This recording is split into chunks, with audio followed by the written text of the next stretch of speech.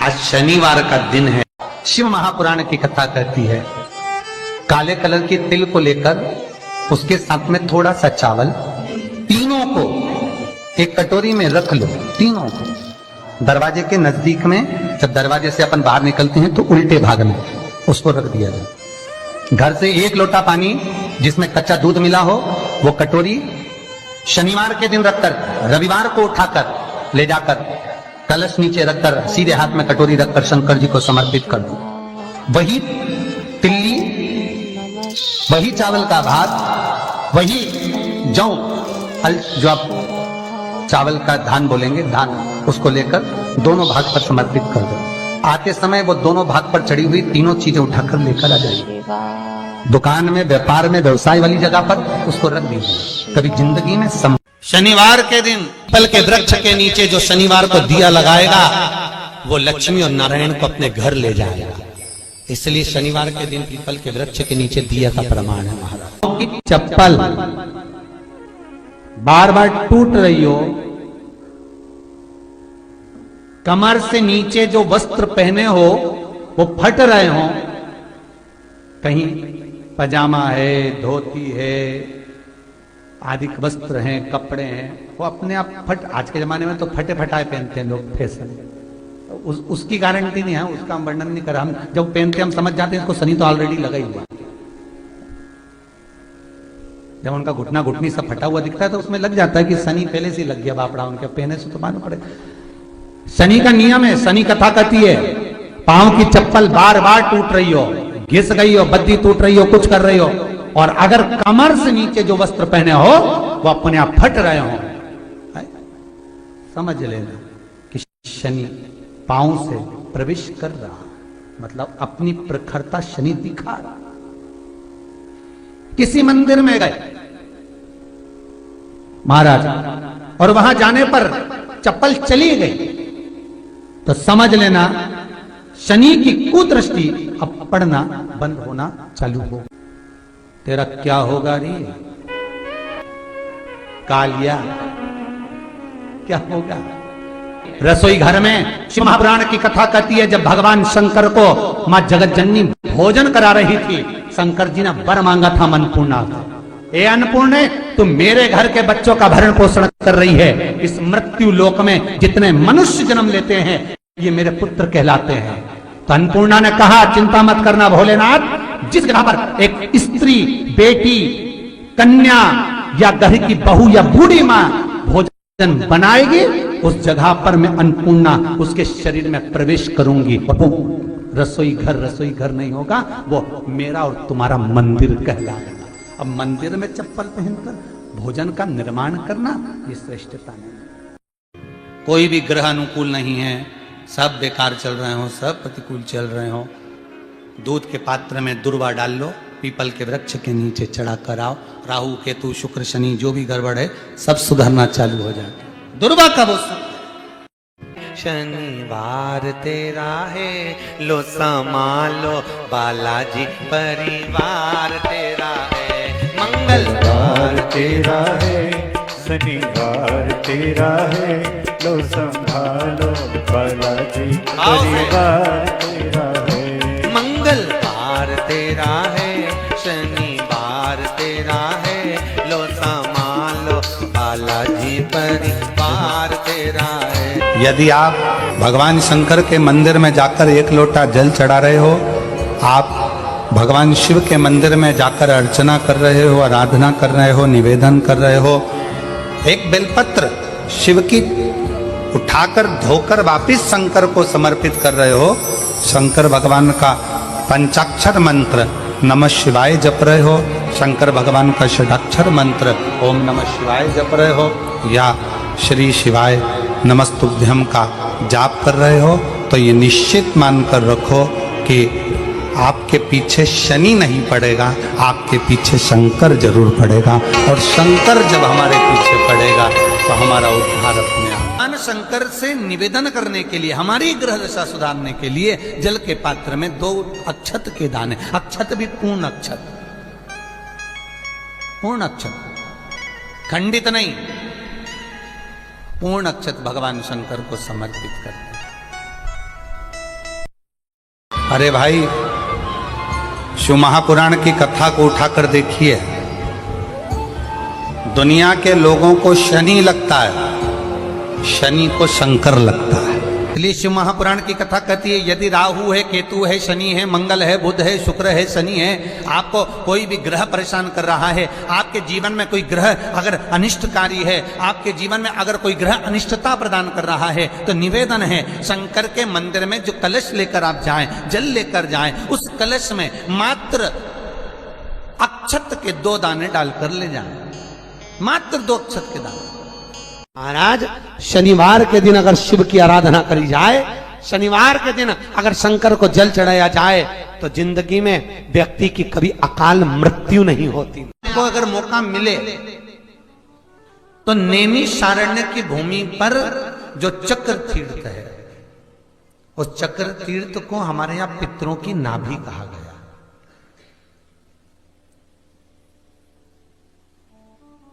पूरी दुनिया में केवल एक ही जगह है जहां पर भगवान शंकर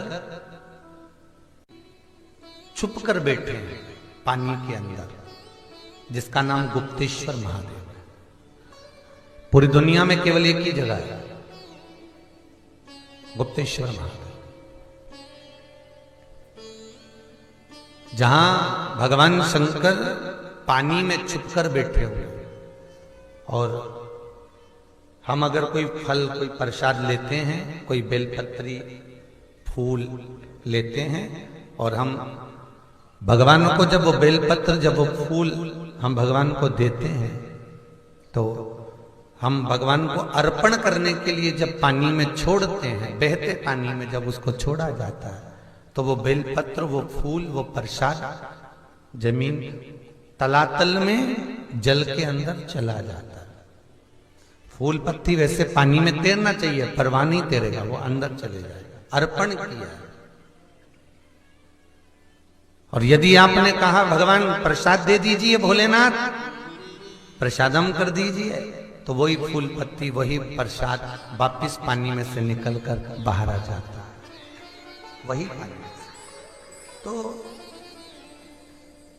पूरी दुनिया में केवल एक ही जगह है, वो है नैमिषारण्य, गुप्तेश्वर महादेव, क्योंकि वहां पितरों की नाभि है।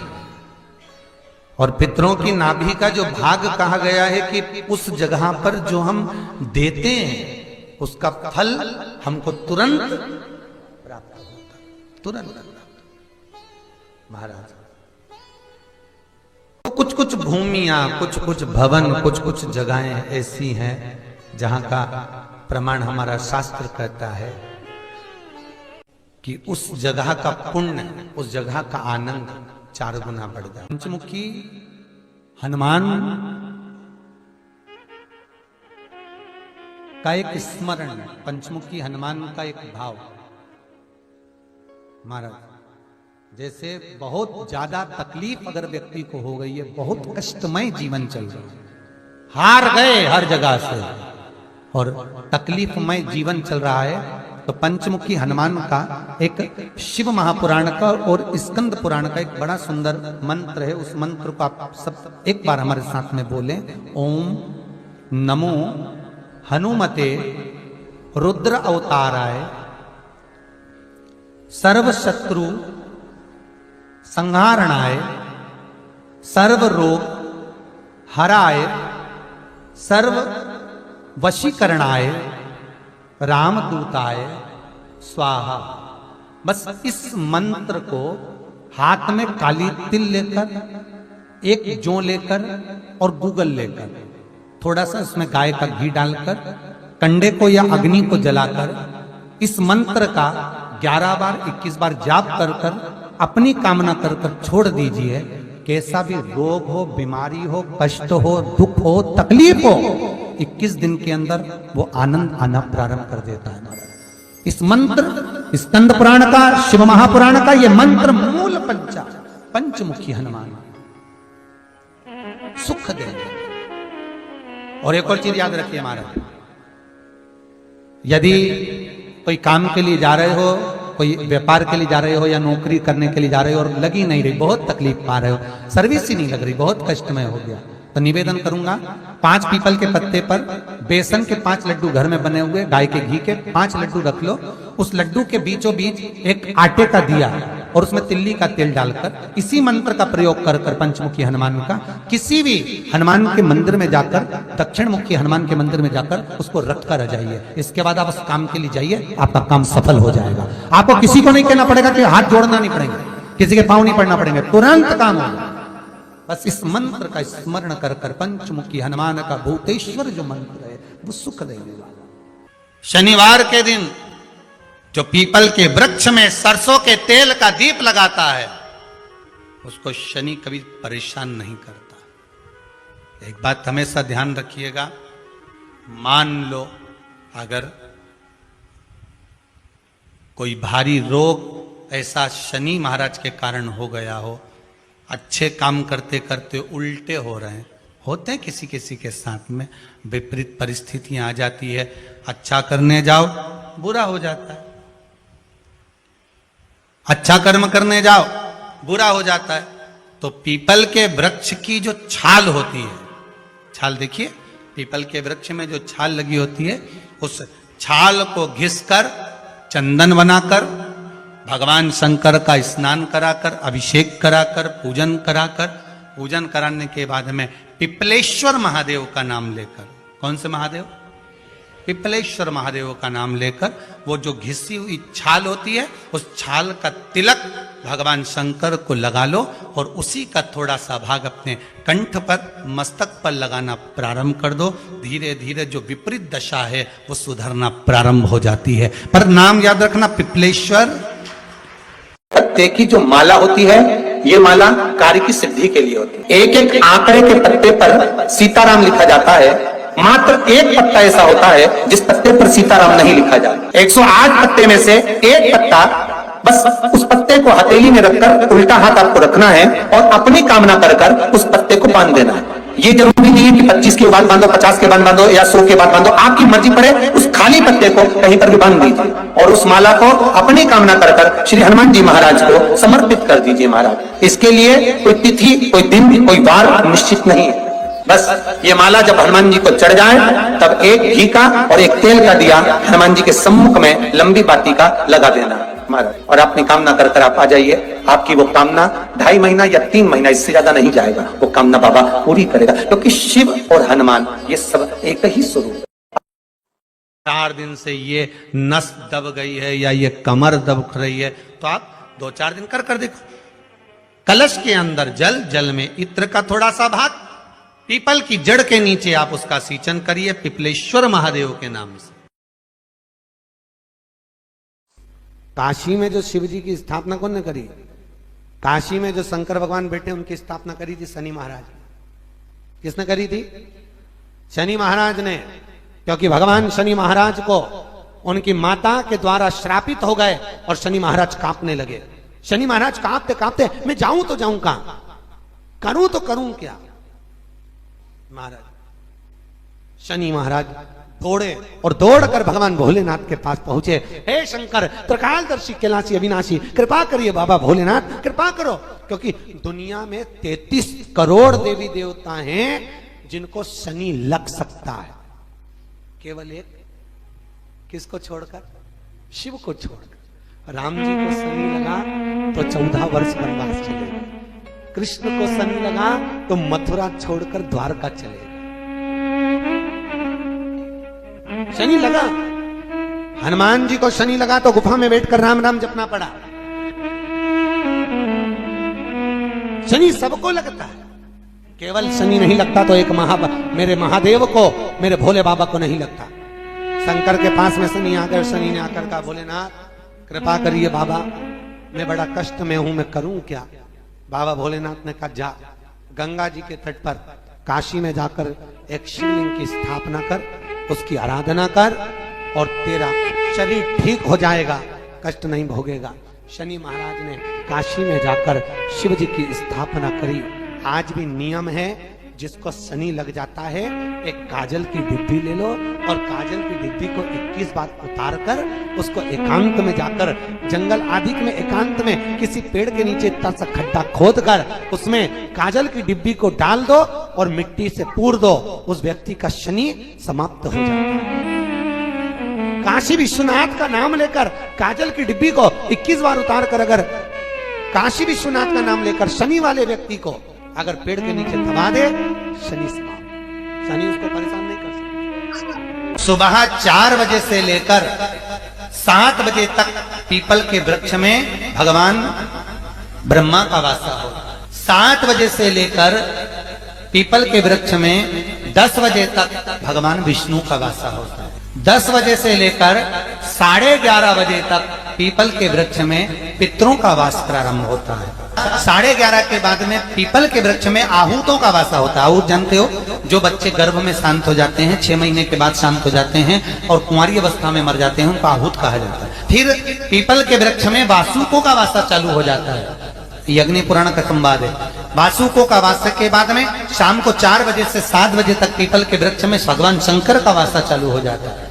7 बजे के बाद में पीपल के वृक्ष में रात्रि को 8 बजे से 9:30 बजे तक पीपल के वृक्ष में कुबेर का वासा होता है। इसलिए दीप को 9 बजे जो पीपल के पेड़ के नीचे घी का और एक तेल का दिया लगा देता है, उसके यहाँ कभी आज शनिवार का दिन है, जिस दिन अपन इस दरिद्रता से मिलने के लिए पीपल के पेड़ के नीचे आए हैं।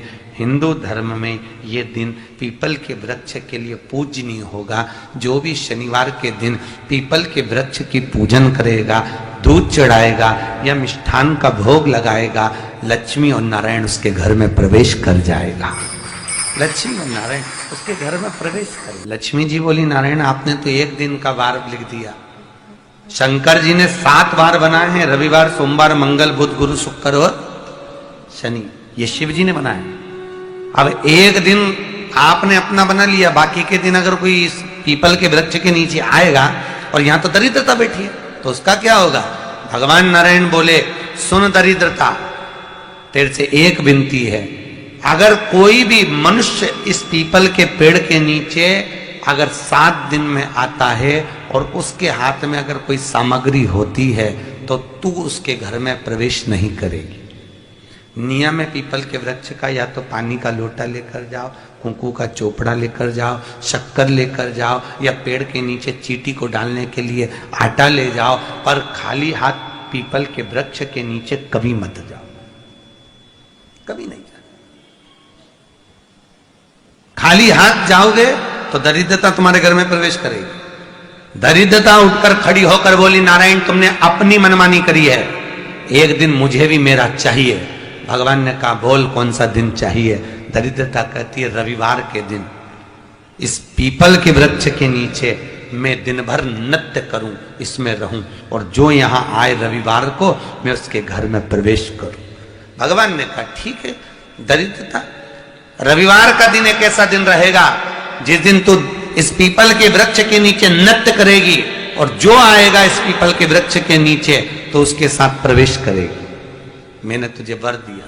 इसलिए हमारे यहाँ केवल पीपल का वृक्ष अगर दीवार में भी लग जाता है ना, किसी की फैक्ट्री की दीवार में, किसी के घर की दीवार में पीपल का वृक्ष अगर लग जाता है, पीपल का पौधा लग जाता है, उसको कितना भी तोड़ लो वो वापिस लग जाएगा।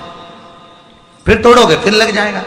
अगर पीपल के पौधे को तोड़ना है तो केवल रविवार का दिन एक नींबू, एक मिर्ची और बमूल का कांटा, ये 3 चीजें रखने के बाद में आधे घंटे बाद रविवार के दिन पीपल के पेड़ को उखाड़ कर फेंक दो।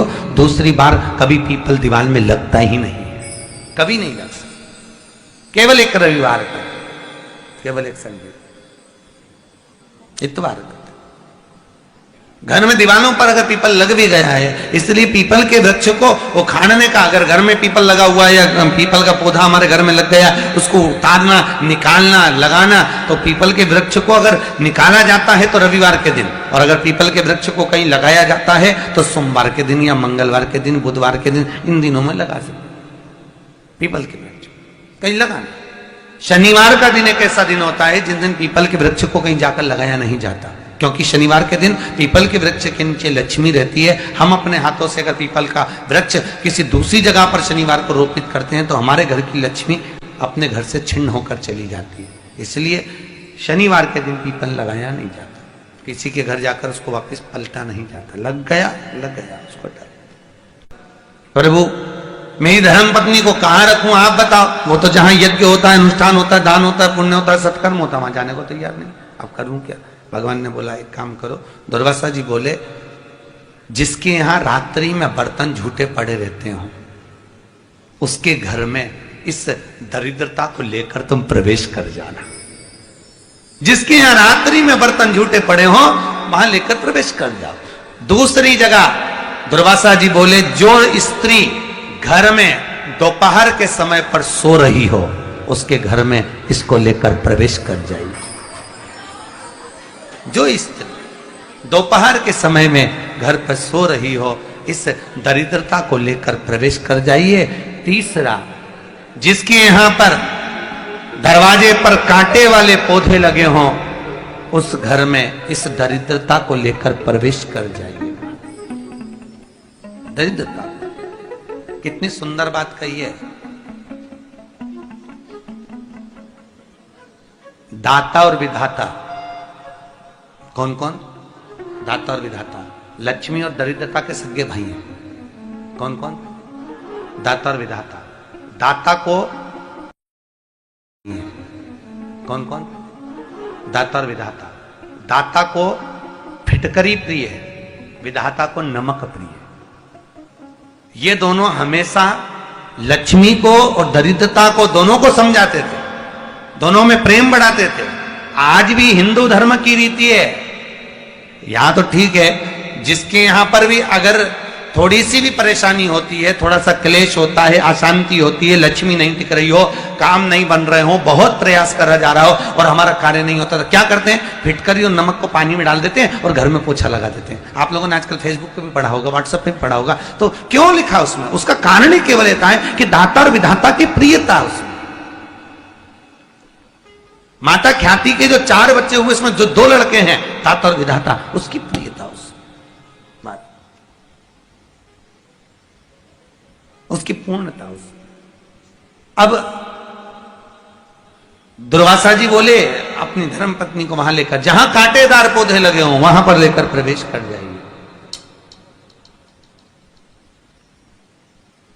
कांटेदार पौधों में उस दरिद्रता का हरिद्वार के गंगा जल को भरकर लाया जाता है, गंगोत्री के गंगा जल को भरकर लाया जाता है, प्रयागराज के गंगा जल को भरकर लाया जाता है।